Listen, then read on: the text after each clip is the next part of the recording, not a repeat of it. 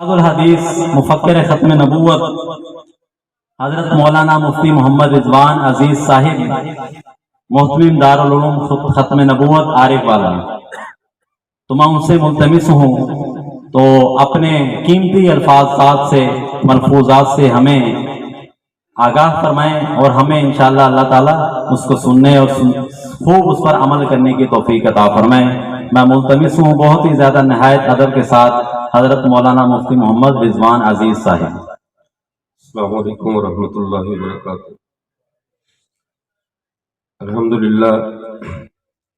الحمدللہ الذی جعل الحق یعلو ولا یعلی والصلاة والسلام علی من قال لا نبی بعدی ولا رسول وعلی آلہ واصحابہ الذین اتبعوہم بإحسان الی یوم الجزاء۔ قال اللہ تبارک و تعالی اليوم اکملت لکم دینکم، وقال اللہ تعالی فی مقام آخر وذروا ظاہر الاسم وباطنہ۔ اما بعد، میرے واجب الاحترام معزز سامعین اکرام، آج ہماری خوش قسمتی ہے کہ جامعہ اسلامیہ قبولہ کے اندر یہ ایک عظیم الشان پروگرام منعقد ہے جس میں ہمارے اس مدرسہ کے فارغ التحصیل طلباء اکرام کے لیے اسناد اور دستار بندی کا اہتمام کیا گیا ہے، اور ہمارے سلسلہ تصوف میں سلسلہ نقشبندیہ کے ہمارے بر صغیر پاک و ہند کے معروف پیر اور شیخ پیر ذوالفقار صاحب دامت فیضہم کو جہاں پر بطور مہمان مدعو کیا گیا ہے، اس دوران اس جامعہ میں حاضری اس لیے بھی ضروری تھی کہ حضرت قاری عبدالباسط صاحب حفظہ اللہ کے ساتھ جس طرح برادرانہ تعلق ہے، تو آج اگرچہ بہاولپور کا سفر درپیش تھا تو ہم نے کہا کہ 2-4 منٹ صرف حضرت سے اجازت لے کر چلے جائیں، لیکن انہوں نے حکم فرمایا کہ کچھ دیر آپ حضرات کے ساتھ نشست کی جائے۔ معزز سامعین، میں مختصر وقت میں آپ حضرات کے سامنے 3 باتیں رکھنا چاہتا ہوں۔ وہ 3 چیزیں کیا ہیں؟ در حقیقت وہ اسلام کے دین اسلام کے 3 پہلو ہیں۔ ان 3 پہلوؤں کو جاننا ضروری ہے، تب ہم پورے کے پورے دین کو جاننے والے، سمجھنے والے اور اس کی حقیقت سے آگاہ ہو جائیں گے، اور اس پر عمل کرنا ہمارے لیے آسان ہو جائے گا۔ پورا دین اسلام جس کو اللہ تعالیٰ نے قرآن پاک میں فرمایا ان الدین عند اللہ الاسلام، کہ اللہ کے ہاں جو دین ہے وہ دین اسلام ہی ہے، یہ پورا دین 3 چیزوں کا مجموعہ ہے۔ 3 چیزوں کو اگر آپ اپنے، ہم مکلف ہیں، آپ بھی اس دین کے مکلف ہیں اور ہم بھی اپنی ذات پر رکھ کر سوچیں، اپنی ذات پہ رکھ کر سمجھنا چاہیں، تو انسان کے جسم میں 3 چیزیں ہیں۔ ایک انسان کا دل ہے، ایک انسان کا بدن ہے، اور ایک انسان کے احساسات ہیں۔ اگر احساسات نہ ہو، کیفیات نہ ہو، تو انسان کسی بھی چیز میں بے حس اور جامد جانوروں کی طرح یا پتھروں کی طرح بن کر رہ جائے۔ یہ احساسات اور کیفیات ہوتی ہیں جو انسان کو اچھے یا برے کام کرنے پہ مجبور کرتی ہیں یا تیار کرتی ہیں۔ ایک چیز انسان کا دل ہے، دل کے اندر آنے والے نظریات اور باتوں کو یا تو خیالات کہا جاتا ہے یا عقائد کہا جاتا ہے، اور اس کو شریعت کی اصطلاح میں اعمال قلب کہتے ہیں۔ جسم کے کاموں کو اعمال بدن کہتے ہیں، اور جسم اور روح کے اختلاط سے، جسم اور روح کے ملنے سے جو انسان کے احساسات اور کیفیات پیدا ہوتی ہیں انہیں تصوف اور احسان کہا جاتا ہے۔ اب جو اعمال قلب ہیں، دل کے کرنے کے کام ہیں، انہیں عقیدہ کہتے ہیں، چونکہ عقیدے کا تعلق انسان کے دل کے ساتھ ہوتا ہے، اور دل عقیدے رکھنا یہ دل کا کام ہے، بدن کا کام نہیں ہے۔ اور جو اعمال قلب بدن ہیں انہیں فقہ کہتے ہیں، انہیں ہماری عبادات، نماز، روزہ، حج، زکوٰۃ، ان کا تعلق ہمارے بدن کے ساتھ ہے۔ اور نماز فرض ہے، یہ عقیدہ ہے، روزہ فرض ہے، یہ عقیدہ ہے، زکوٰۃ فرض ہے، یہ عقیدہ ہے، اس کا تعلق ہمارے دل کے ساتھ ہے۔ اور جو اعمال ہے، اس فرضیت کے بعد جو ہمارا بدن ان اعمال کو کرتا ہے، اس کا تعلق فقہ کے ساتھ ہے۔ اور جب عقیدہ درست ہو اور عمل درست ہو، دونوں کی درستگی کے ساتھ جو انسان کے جسم میں احساسات پیدا ہوتے ہیں، انسان کو خدا کی عطایا اور خدا کے انعامات کو ذہن میں رکھ کر جو دل میں اپنی کمتری کا، کمزوری کا یا اپنی کوتاہیوں کا احساس پیدا ہوتا ہے، اسے تصوف اور احسان کہا جاتا ہے۔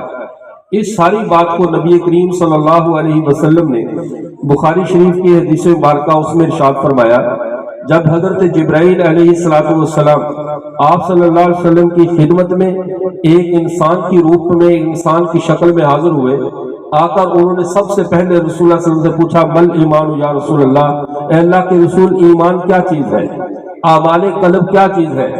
فرمایا اعمال یہ ہے ان تؤمنوا باللہ، تم اللہ پر ایمان لاؤ، ولا تشرکوا بہ شیئا، اس کے ساتھ کسی کو شریک نہ ٹھہراؤ، یہ ایمان ہے، اور اس کے رسول کو اللہ کا رسول جانو۔ انہوں نے پوچھا مل اسلام یا رسول اللہ، اللہ کے رسول یہ تو ایمان ہے، پھر اسلام کیا چیز ہے؟ آپ صلی اللہ علیہ وسلم نے فرمایا کہ تم زکوٰۃ ادا کرو، وقت پر نماز ادا کرو، اور اللہ کا طرف سے فریضہ عائد ہو جائے تو حج ادا کرو، یہ تمہارا دین اسلام ہے۔ پھر اس آدمی نے جو حقیقت میں حضرت جبرائیل تھے اور انسانی شکل میں آئے تھے، تیسرا سوال یہ کیا، مل احسان یا رسول اللہ، اے اللہ کے رسول یہ احسان کیا ہے، یہ تصوف کیا چیز ہے؟ آپ صلی اللہ علیہ وسلم نے فرمایا، ان تعبد اللہ کانک تراہ فإن لم يكن تراہ فإنہ یراک، عبادت ایسے کرو جیسے تم اللہ کو دیکھ رہے ہو، عبادت اس درجے کی کرو کہ تم خدا کی زیارت کر کے عبادت کر رہے ہو، اور اگر تمہارے اندر اتنا دم خم نہیں ہے کہ تم اللہ کو دیکھ کر عبادت کر سکو، پھر عبادت کرتے ہوئے یہ احساس پیدا کر لو کہ تمہارا رب تمہیں دیکھ رہا ہے۔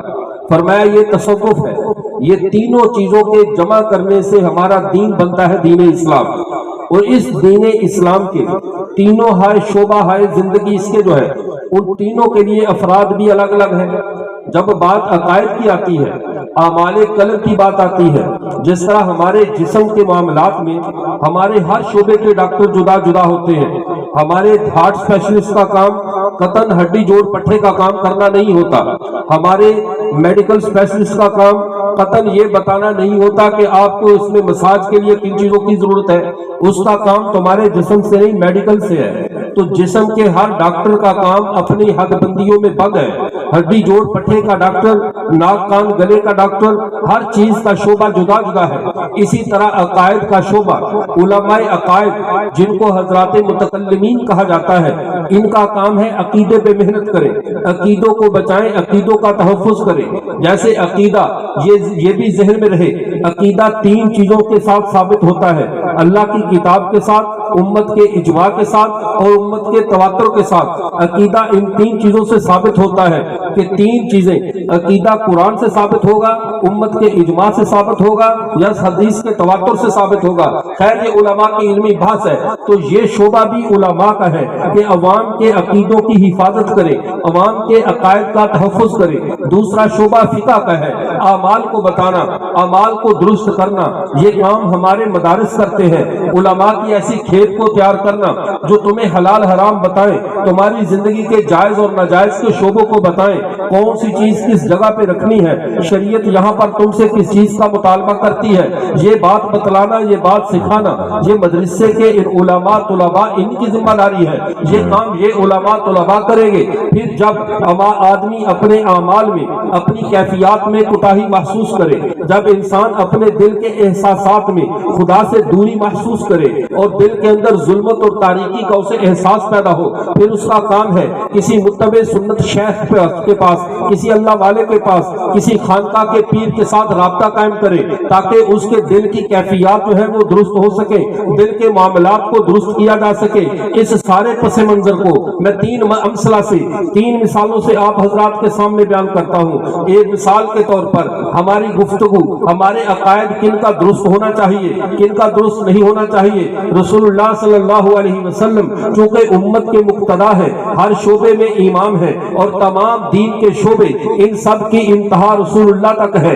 رسول اللہ نے ہر شعبے میں رہنمائی فرمائی ہے، کسی شعبے کو تنہا اور ادھورا نہیں چھوڑا۔ اس کی مثال سمجھیے، جب بات آتی ہے اعمال قلب کی، جب بات آتی ہے عقائد کی درستگی کی، رسول اللہ صلی اللہ علیہ وسلم نے امت کے عقائد کو درست کیا، قدم قدم پر ان کی رہنمائی فرمائی ہے، کسی امتی کا عقیدہ ایسا ادھورا نہیں چھوڑا کہ کوئی امتی یہ کہہ سکے مجھے یہاں پر شریعت کی رہنمائی نہیں ملی۔ صحابہ کرام رضوان اللہ تعالی علیہ اجمعین کے درمیان اگر عقیدے کے معاملے میں کچھ غلطی سامنے آئی، مثال کے طور پر جن دنوں حضرات صحابہ ہجرت کر کے مکہ سے مدینہ کی طرف گئے، اس وقت مدینے کے یہودیوں کا جادو بڑا مشہور تھا۔ مدینے کے یہودیوں میں جادو اتنی کثرت سے تھا، وہ یہی کہتے تھے کہ ہم یہاں پر جو ہے وہ مسلمانوں کی اولاد نہیں ہونے دیں گے، ہم اس میں بندش کو پیدا کر دیں گے۔ یہی کم بختی آج بھی موجود ہے، لوگ جادو کے ذریعے لوگوں کی اولادیں بند کروانے کی کوشش کرتے ہیں کہ کسی کے گھر میں بندش کروا دو،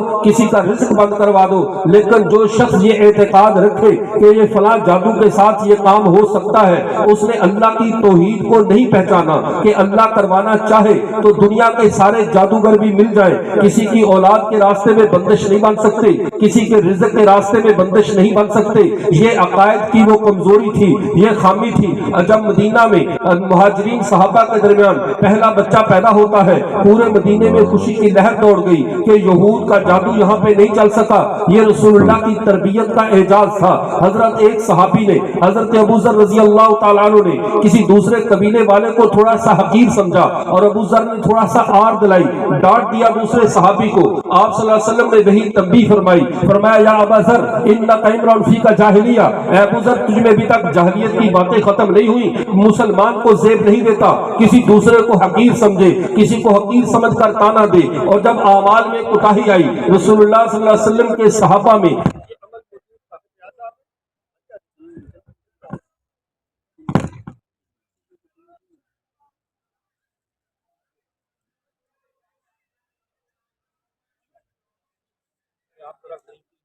آگے بجلی آگے دیجیے، میرے پاس وقت کم ہے، آپ ذرا قریب کی بات ہے، ہم اپنی جاری رکھیں۔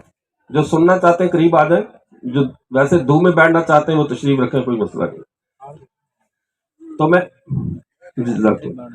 میں عرض یہ کر رہا تھا، اب ایک صحابی سے یہ فقہی تربیت دیکھیے حضرات صحابہ کرام رضوان اللہ تعالی علیہم اجمعین کی کہ جی بس تشریف رکھیے، بیٹھیے بیٹھیے آپ۔ تو میں عرض یہ کر رہا تھا، اب صحابہ کرام کی فقہی تربیت کو دیکھیے۔ ایک صحابی سے زنا ہوتا ہے، بدکاری ہوتی ہے، وہ اپنے آپ کو اللہ کی عدالت میں مجرم سمجھتا ہے، اپنے آپ کو اللہ کی عدالت میں سمجھتا ہے کہ میں نے بڑی غلطی کی۔ رسول اللہ صلی اللہ علیہ وسلم کی خدمت میں حاضر ہوتا ہے، رسول اللہ صلی اللہ علیہ وسلم سے کہتا ہے اللہ کے رسول مجھ سے گناہ ہو گیا، مجھ سے بدکاری ہو گئی۔ اللہ کے رسول نے چہرہ دائیں سائڈ پہ پھیر لیا، حتیٰ کہ آپ صلی اللہ علیہ وسلم نے 4 بار اپنے چہرے کو دائیں بائیں کیا کہ کاش یہ پیچھے ہٹ جائے، یہ اپنی بات کو آگے نہ کرے، یہ آگے نہ بڑھے، بس چھوڑ دے اس بات کو۔ لیکن انہوں نے 4 بار یہ کہا اے اللہ کے رسول مجھ سے غلطی ہو گئی ہے۔ یہ رسول اللہ کے مزاج کو بھی سمجھو، اگر کوئی مسلمان اپنے گناہ کا اظہار کر رہا ہو، اس کی تفصیلات میں جانا، اسے کھود کرید کرنا، گناہ کی کیفیات کو پوچھنا، یہ مسلمان کو زیب نہیں دیتا۔ مسلمان بھائی کے گناہ پہ تو پردہ ڈالا جائے، اس کی بات کو چھپا دیا جائے۔ اللہ کے نبی نے فرمایا ہے وَمَن سَتَرَ مُسْلِمًا سَتَرَهُ اللَّهُ يَوْمَ الْقِيَامَةِ، اگر آپ نے اپنے کسی مسلمان بھائی کی غلطی پہ پردہ ڈال دیا، اللہ قیامت کے دن تمہاری غلطیوں پہ پردہ ڈال دیں گے۔ یہ اللہ تمہارے ساتھ سودا کر رہے ہیں۔ تم اپنے مسلمان بھائی کے عیوب کو فاش نہ کرو، غلطیوں کو ننگا نہ کرو، اسے دوستوں میں رسوا نہ کرو، محشر کی رسوائیوں سے تمہیں تمہارا رب بچا دے گا، جس کے ہاتھوں میں تمہاری عزتیں ہیں، پوری کائنات کی عزتیں ہیں۔ اب معاملہ یہ ہوا، لیکن وہ صحابی بار بار کہتے رہے اے اللہ کے رسول مجھ سے غلطی ہو گئی ہے، میں نے یہ غلطی کی ہے۔ بات کو ٹالنا چاہا، لیکن جب وہ نہ ہٹے، آپ صلی اللہ علیہ وسلم نے فرمایا ان کے اوپر حد کو جاری کر دیا جائے۔ جب ان پہ حد جاری کی جانے لگی، صحابی کو اس وقت میدان میں لے جا کر جب پتھروں سے رجم کیا جا رہا تھا، اس وقت ایک صحابی کے جسم پر ان کے خون کے کچھ چھینٹے پڑ گئے، انہوں نے کراہت محسوس کی، تو اللہ کے نبی نے فرمایا اس شخص نے ایسی توبہ کی ہے، اگر اس کی توبہ کو بستی والوں میں تقسیم کر دیا جائے اللہ پوری بستی کی مغفرت فرماتا ہے۔ اس لیے کہ یہ رسول اللہ نے صحابہ کی فقہی تربیت کی تھی، ان کے مزاج کو سنبھالا تھا۔ پھر یہی نہیں، آج ہمارے معاشرے میں ایک سب سے بڑی خامی پائی جاتی ہے، اور اس خامی کی نشاندہی کرنا اس لیے ضروری ہے کہ ہمیں آج کل ان یہود و نصارہ والے تحقیقات کا چسکا لگ گیا ہے۔ یہودی کیا کہتے تھے؟ وہ حضرت موسیٰ علیہ السلام سے کہنے لگے ہم آپ پر ایمان نہیں لائیں گے حتی نر اللہ جہرا، جب تک اپنی آنکھوں سے اپنے رب کو نہ دیکھ لے تب تک ایمان نہیں لائیں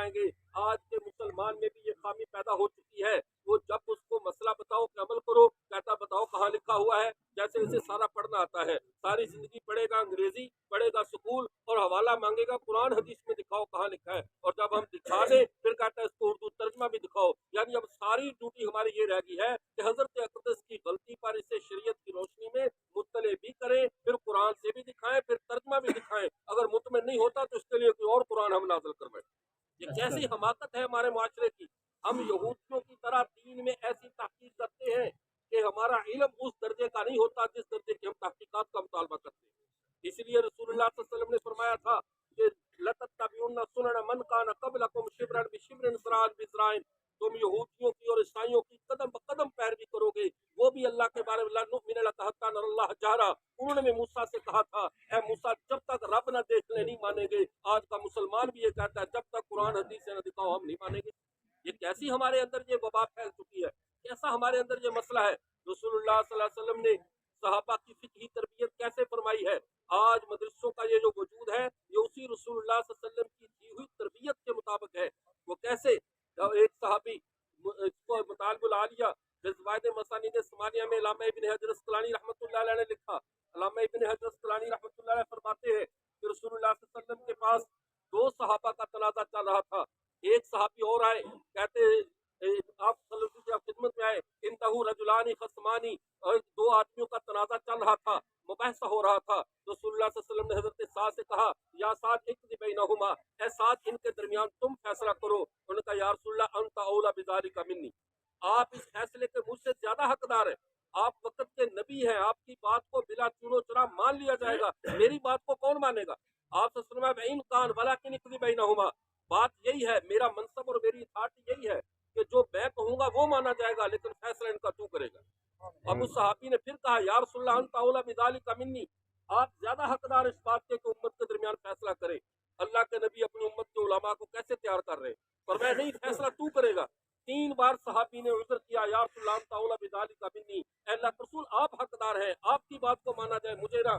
फिर जब यही बात हुई तो आप सल्लल्लाहु अलैहि वसल्लम ने क्या उस सहाबी के दिल में ख्याल है पूछ लूं।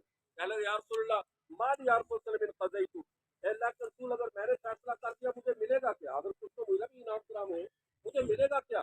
मैं गलत करूं सही करूं कहीं सजा भी तो बता दी जाए। आप सल्लल्लाहु अलैहि वसल्लम ने इज्तिहाद फ़असबता फलक अशरु हसनातिन, अगर तूने गौर व फिक्र करके इज्तिहाद करके मुज्तहिद बन के तूने फैसला किया और सही फैसला दिया, अल्लाह तुझे 10 नेकियां देगा। वही नफ्ता फलक अजरुन वाहिद, अगर तूने गलती की अल्लाह तुझे तब भी अजर देगा। गलती आलिम मसला बताने में गौर व फिक्र करे और गौर व फिक्र के बावजूद अगर वो सही मसला बता दे अल्लाह 10 नेकियां देता है, अगर आलिम गलत मसला बता दे अल्लाह तब भी उसे 1 नेकी देते हैं। इसको एक हमारे असर हाजिर की मिसाल से समझ लो। हमारा रजिस्टर्ड डॉक्टर जिसके पास सनद हो, गवर्नमेंट का MBBS तैनात किया हुआ हो, उसके हाथ से अगर मरीज मर भी जाए तो उसकी तनख्वाह बंद नहीं होती। और अगर किसी नशेई से टीका लगवा लिया और नशेई से कहा आप भी हमारा इलाज कर दे मरीज का, और आपका मरीज बच भी गया, नशेई को फिर भी पुलिस पकड़ेगी कि तू इस बात का अहल नहीं था, तूने मरीज का इलाज क्यों किया। तो ये मदरसों की ये तरबियत रसूलुल्लाह की तरबियत है। अब सहाबी को देखिए, रसूलुल्लाह मौजूद है, फैसला सहाबी कर रहे हैं, किताब और सुन्नत मौजूद है, क़यामत की सुबह तक हमारे मसलों का फैसला हमारे उलमा करेंगे। जब हमारा ये ज़िम्मा बन जाए कि रसूलुल्लाह के नायबीन ये लोग हैं, रसूलुल्लाह के दीन के वारिस ये लोग हैं, इन मदरसों वाले, तो हमारे दिल में ये अहमियत आएगी, हम इन मदरसों वालों के फैसलों को लेकर चलेंगे, हम हजारों गुमराहियों से बच जाएंगे। और आखिरी बात अर्ज करता हूँ। अब तीसरी बात मैंने ये अर्ज की कैफियत और एहसासात को। ये कैफियत और एहसासात क्या है। इंसान के दिल में ख्यालात, इंसान का दिल परिंदे जैसा होता है, कभी किसी शाख पे बैठता है, कभी किसी शाख पे बैठता है। सुबह को इंसान अच्छा सोच रहा होता है, शाम को बुरा सोच रहा होता है। मोमन के आमाले कल्ब से लेकर आमाले बदन तक और आमाले कैफियत, जिस्म की कैफियत और एहसासात तक, हर चीज पर शरीयत का पहरा है। कोई चीज भी मुसलमान की सेकुलर नहीं है, मुसलमान के जज्बात तक शरीयत के मुताबिक रेगुलर है। ये आवारा कौम नहीं है मुसलमान। मुसलमान का अपना एक मिजाज है, इसके एहसासात भी दुरुस्त होने चाहिए। इसकी एक मिसाल समझो, मुस्लिम शरीफ में हदीस मुबारका मौजूद है, हजरत हंज़ला रज़ी अल्लाह तआला अन्हु, काफी जोर वालों तो बात भी हजरत हंज़ला रज़ी अल्लाह तआला अन्हु, मुस्लिम शरीफ में हदीस मुबारका मौजूद है, हजरत हंज़ला रसूलुल्लाह सल्लल्लाहु अलैहि वसल्लम के लिए मजलिस से उठकर घर में गए। फिर थोड़ी देर बाद बाहर निकले और ये कहने लगे नाफक हंज़ला, नाफक हंज़ला, हंज़ला तो मुनाफिक हो गया, मुनाफिक हो गया। आगे से सैयदना अबू बकर सिद्दीक रज़ी अल्लाह तआला मिले। उन्होंने पूछा किस वजह से तुम मुनाफिक कह रहे हो। उन्होंने कहा हम अल्लाह के नबी की मजलिस में होते हैं, दिल की कैफियत और होती हैं, और जब हम बाहर आ जाते हैं दिल की कैफियत बदल जाती है, इसकी क्या वजह, कहीं हम मुनाफिक तो नहीं है। हजरत अबू बकर ने कहा ये बात है तो ये कैफियत तो हमारे दिल की भी है। वो भी कहने लगे नाफक अबी बकर, नाफक अबी बकर। वो भी ये कहते हुए रसूलुल्लाह की मजलिस में चल दिए। रसूलुल्लाह ने पूछा ए अबू बकर क्या मसला पेश आया। کہ اللہ کے رسول آپ کی مجلس میں ہوتے ہیں دل کی کیفیت ہی اور ہوتی ہے، مجلس سے باہر جاتے ہیں کیفیت بدل جاتی ہے، دنیا میں مشغول ہو جاتے ہیں، بچوں میں مشغول ہو جاتے ہیں، آپ کے پاس بیٹھتے ہیں جنت دوزخ کے تذکرے ہوتے ہیں۔ آپ صلی اللہ علیہ وسلم نے فرمایا کہ اگر تمہاری لو کان علی ھذی حالتکم، یا بعض روایات میں الفاظ تبدیل ہے، فرمایا اگر تمہاری یہی حالت رہے جو میری مجلس میں ہے، لصافحتکم الملائکہ، آسمان سے فرشتے آ کر زمین پر تمہارے اوپر سلام لے، تمہارے ساتھ آ کر مصافحہ کرے آسمانوں سے۔ لیکن اگر باہر کی مجلس اور رسول اللہ کی مجلس دونوں جگہ انسان کا دل ایک جیسا رہے، پھر نبی کی صحبت اور باہر کا فرق کیا رہے گا؟ یہی تو فرق ہے کہ جب نبی کی مجلس میں بیٹھے تو آدمی کا ایمان تازہ رہے۔ اسی بات سے ہمارے تصوف والے صحبت شیخ کو لاتے ہیں۔ صحابی کو شرف علم کی وجہ سے نہیں، صحابی کو شرف ان کے تقوی نماز جہاد کی وجہ سے نہیں، صحابہ امت میں بڑے بنے ہیں رسول اللہ کی صحبت کی وجہ سے، کہ انہیں جو رسول اللہ کی کلاس میں بیٹھنے کا موقع ملا ہے، رسول اللہ کے چہرے انور کی زیارت کا موقع ملا ہے، رسول اللہ کی مجلس میں حاضر باش ہونے کا موقع ملا ہے، اس ایک چیز نے صحابہ کو اس درجے پہ پہنچا دیا ہے۔ بعد کی پوری دنیا، بلکہ میں یوں کہتا ہوں امام اعظم ابو حنیفہ، امام شافعی، مالک احمد بن حنبل، ان جیسے بزرگوں سے پوری دنیا بھی بھر جائے، کسی ادنا صحابی کے قدموں کی خاک کو بھی نہیں پہنچ سکتی۔ اتنا بڑا درجہ کیوں ملا؟ انہوں نے رسول اللہ کی صحبت کو پایا ہے۔ اور دوسری بات، تصوف کیا ہے؟ انسان کے دل کی کیفیات کو کبھی شیخ بدل دیتا ہے، کبھی درست کرتا ہے، کبھی اس کے دل میں خوف خدا پیدا کرتا ہے، کبھی شیخ ہنساتا ہے، تاکہ نہ بندہ اللہ کی رحمت سے مایوس ہو جائے، نہ اللہ کی رحمت کے بارے میں اتنا جری ہو جائے کہ ہر گناہ کرتا چلا جائے۔ چونکہ وَذَرُوا ظَاهِرَ الْإِثْمِ وَبَاطِنَهُ، اللہ نے کہا ظاہری گناہوں کو بھی چھوڑ دو، باطنی کو بھی چھوڑ دو۔ ظاہری گناہ تو بندہ ڈر کے مارے لوگوں سے بھی ڈر جاتا ہے، ظاہری گناہ نہیں کرتا، لیکن باطنی گناہ بڑے بڑے مشائخ سے بھی ہو جاتے ہیں۔ کسی کے بارے میں بغض رکھنا، کینہ رکھنا، چغل خوری کرنا، یہ وہ بیماریاں ہیں جو انسان کے باطن میں ہوتی ہیں، کسی کو نظر نہیں آتی۔ یہ اہل اللہ کا کام ہوتا ہے، اصحاب تصوف کا کام ہوتا ہے کہ وہ ان باطنی بیماریوں کو دور کرے۔ اس پر میں ایک لطیفہ سنا کر، لطیفہ اس لیے کہہ رہا ہوں کہ ہمارے دور میں لطیفہ صرف ہنسنے والی بات کو عربی میں لطیفہ کہتے ہیں، جو ایک لطیف اور پیارا سا واقعہ ہو جو آدمی کے دلوں کے تاروں کو چھیڑ دے۔ وہ اللہ کے نبی صلی اللہ علیہ وسلم صحابہ کی کیسی تربیت فرماتے تھے، ہنساتے بھی تھے، رلاتے بھی تھے، ان کو اللہ کے قریب بھی کرتے تھے، اللہ کا خوف بھی دلاتے تھے، اللہ کی رحمت سے نا امید بھی نہیں کرتے تھے۔ ایک صحابی، ان کا نام ہے عمر بن ثابت اسیرم کے نام پہ معروف ہے۔ اب ان کا معاملہ کیا بنا؟ ایک دفعہ وہ جب اسلام نہیں لائے تھے، کفر کی حالت میں تھے، کچھ عورتوں کو دیکھا تو وہ دل پھینک قسم کے آدمی تھے، ان کے ساتھ گپ شپ لگانے کے لیے انہوں نے بہانہ ڈھونڈا کہ میرا اونٹ گم ہو گیا، میرے ساتھ ذرا رسی بنا دو، میرا اونٹ گم ہو گیا ہے، میرے ساتھ ذرا رسی بنوا دو۔ وہ عورتیں ساتھ بیٹھ کر محلے کی، جیسے وہ شہروں میں دیہاتوں میں ہوتا ہے، درختوں کے نیچے بیٹھتی ہیں، بیٹھ کر رسی بنوانے لگ گئی۔ جب رسی بنا رہی، وہ شعر سنا رہا ہے، اور وہ جیسے ہمارے، آپ سب اس بات کو اچھی طرح جانتے ہیں، جو کچھ یہ جو رنگین مزاج لوگ ہوتے ہیں، جیسے وہ پھانسنے کے لیے کرتے ہیں، وہ ساری باتیں کر رہا تھا۔